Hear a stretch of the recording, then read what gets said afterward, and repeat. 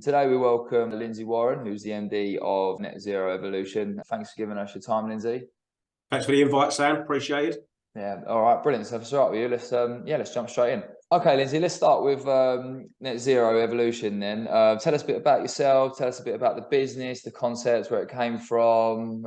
So I was a bit late to the recruitment party compared to most people. I think I was just after my 30th birthday that I took a role in recruitment, having been in field sales and business development for a number of years. And as my time went on in the sector I was in previously, which was mostly rail and rolling stock, lots of clients were talking about decarbonisation and how are we going to impact the world positively in order to try and achieve our target of net zero 2050. Yeah. The business that I was working for previously targeted me with looking at some electric vehicle charging work. And as that just sort of developed and grew, I just felt that maybe I could do things a bit differently, a little bit better, for want of a better word. And I thought we needed a new brand, and I needed to take something and really turn it into a business that was totally focused around decarbonisation and the engineering markets within it, because I thought it was lacking out there. There was a couple of other businesses, but certainly room for another. All right, let's talk about hiring. Do you see any pros and cons of, putting your best foot forward, or do you think candidates are more focused on the business and the job, or, is it more about the leader who's in that business, and why is it important to, put your best foot forward as well as the business's best foot forward? Yeah, good question. I think in terms of what people are looking for now in a recruitment business, and vice versa, what recruitment businesses are looking for in people, you need to make sure it's a good match for everybody. And I think by being a little bit more personable and talking a bit more about what we do as individuals, it opens the door for those good people that aren't just there to try and fill a bum on a seat at a recruitment business, or are too heavily focused on coming in and just billing aggressively. I think what I'm looking for certainly is longer term staff. I want people to come in and stay for a very, very long time. And to make sure that happens, we need to be making sure we're hiring the right people. So yeah, the personality side of it's big for me.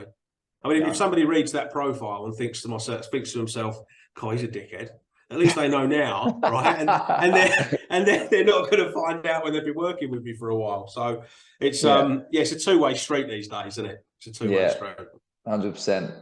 All right, Lindsay, moving on to the Net Zero Evolution roles that you're recruiting for. Tell us a little bit about why the position has come available. Is it literally just the continued growth, clients looking at you guys and thinking, what they're doing is different, and, you're scoring goals, so, we're keeping going? I mean, what's the situation there?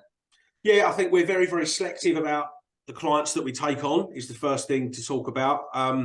We're very busy, and if I'm honest, there are too many roles now to be able to necessarily deliver as effectively as we would like to.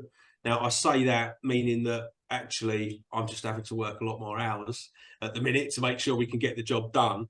But in order to commit to clients and offer the exclusivity contracts that we want to get in place, we need to get more bodies in that can support not only with candidate delivery, but also full 360 recruitment and stretching into business development as well. I think I've probably been relatively vague-ish in the advert, because actually, if I find an excellent candidate for 360 recruitment, we can look at that. If I find somebody who's purely 180 and excellent at finding talent, understanding talent, and getting under the skin of all of those important things we need to understand, then there's room for somebody like that as well. And equally, just on the business development side, yes, there's room for that, but we're then going to need to get a couple more 180s in potentially as well. Things are going well. We're getting really, really good responses from clients. We're charging good fees for what we're doing. And some of the clients that we're working with are in the top 5 in the UK and Europe for what they do. Yeah, fantastic. So yeah, big growth push coming at the minute. And Lindsay, you mentioned exclusivity. Is most of your business exclusive, retained, or some contingent? Probably 50-50 exclusive and contingent. We're not doing a hell of a lot of retained at the minute, although that is starting to come. I mean, let's bear in mind we launched the business in April, and I've been in business development and sales for a long time, and I don't think it's fair to go and ask clients straight away from a new business, from a totally new relationship, to ask for retained work. And I know a lot of people disagree with that. I like to think that the proof is in the pudding, and let's get a bit of work first exclusively, show you how great we are, and then we'll look at retained work after that once they know what they're getting. I've seen a lot of the time good recruiters have pushed potential long-term relationships away by going in with retained pitches too early. So that's going to come for us, but the majority of it's been a 50-50 split, between the two.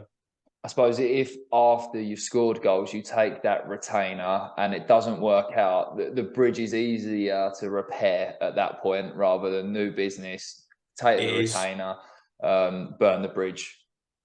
Totally. And I think the other thing to think about is that we're so niche. So if we're looking at EV charging infrastructure, for example, there are a couple of other good agencies in that sector. They're good at what they do, the same as us. So to then come in and if you're going to win business from the competition, sometimes you've got to do it with a little bit of risk on your side by doing something at contingent and one or two exclusive here or there. I mean, I'll give you an example. I've been working with a client recently who they've got some investment coming and they needed a senior team put together. Okay, and it would have been very, very expensive to do that retained. We had no experience working together previously, but they trusted me to do the work exclusively for them. So all 7 roles have now been filled. Job done. Business is launching properly December, January. Good fees. And the next conversation to have is retained for the next piece of work that they want, because now the trust's there. They know we're going to do a great job. All right, so Lindsay, just moving on to the role and some of the nitty gritty. Your commission structure that you posted, a little bit different to what we usually see, been really transparent about on target earnings and things like that. Just talk us through some of the mindset and the logic behind that, if you don't mind. Yeah, cool. So the commission structure has been designed to try and power through the first 50K's worth of billings in a 6-month period. So we're talking less than 10 grand a month billing to do 50K in a 6-month period. And once you get to that point, it's 30% commission on absolutely everything that you earn. So as a trainee, let's say you're coming in on a 25 base salary, for example, first 12 months, if you bill 50K, let's say actually you've done a lot of learning, we've taught you a lot, you've come through the training program and you've earned the business some money. So yes, the commission's not going to be that high on that, of course, but you're in a position there when you can kick on and hopefully get onto the higher 30% for the next 6 months. In terms of a more senior recruiter coming in, target's obviously going to be higher. Let's say we're looking at someone who's going to be billing 250, 300K in a year. In each 6-month period, they should be getting to the 30% commission bracket quite quickly. And the more quickly you do that, the more money you're going to earn as an employee of ours. And of course, the more money we're going to earn, because you're going to want to bill more and earn more money. If we look at it from a senior consultant's perspective, you should be earning around of about 35 to 45% of what you bill, depending on how much you bill. And as a trainee, it's more like sort of 28 to 30% of what you bill. But there's more costs to the business, of course, for having a trainee. So we try to make it fair for everyone and to really put something in place that encourages people to get as much billings as they can in the first half of that 6-month period. Really, our goal here is to grow a really sustainable business with happy employees that will potentially be offered equity directorships in the future. And we're looking to get big and we're only going to do that by hiring good people and being transparent at the start of the process, which is what this is all about. I genuinely believe it's a good commission structure. That's why I'm happy to put it out there. I think there will probably be quite a lot of businesses that, not to talk badly of the industry, but there will be companies out there that have got a very short-term mindset.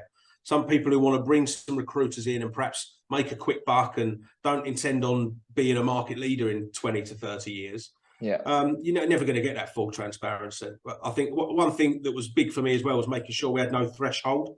The trainees that used to come through the business that I worked in previously, There was a threshold there, and you could see sometimes how demotivating it was when they make the first placement or they get the first contractor out, but they're not getting any money for it. Yeah. And yeah. you know what? I understand that we pay them a basic salary. Of course we do. But let's make sure you're rewarded on everything you bill rather than having to get to a certain number before we start paying you for it. Lindsay, last point on the spec and the company. First year on target earnings, been transparent about everything so far, and you mentioned that your fees are good. How realistic is it for a trainee to join Net Zero Evolution and get up to 30k, 35k, for example? Very, very realistic. The reason I'm confident with that is because as a trainee, your first 6-month period is all going to be candidate driven.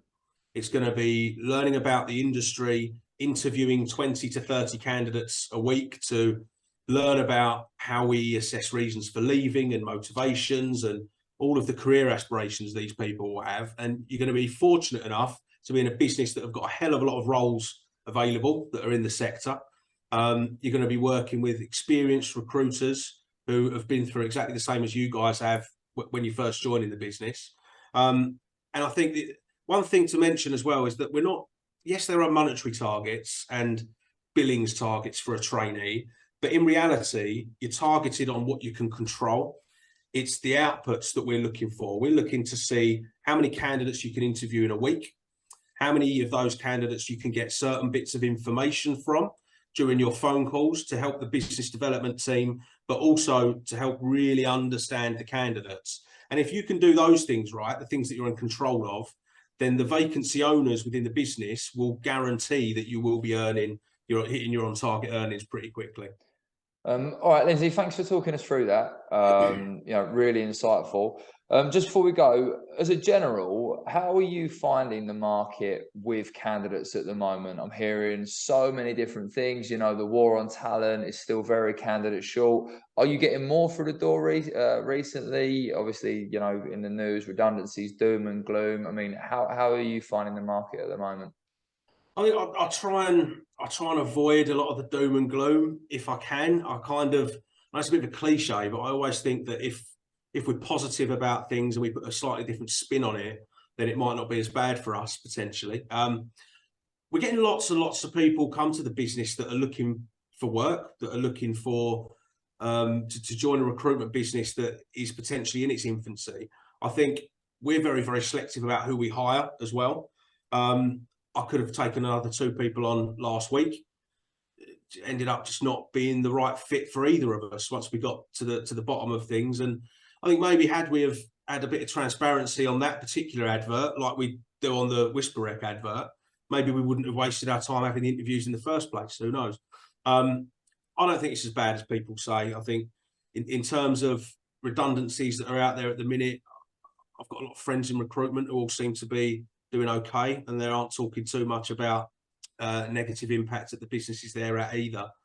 So I'm confident that it might be just the media going a bit over the top and all that. If I'm honest, we're all right.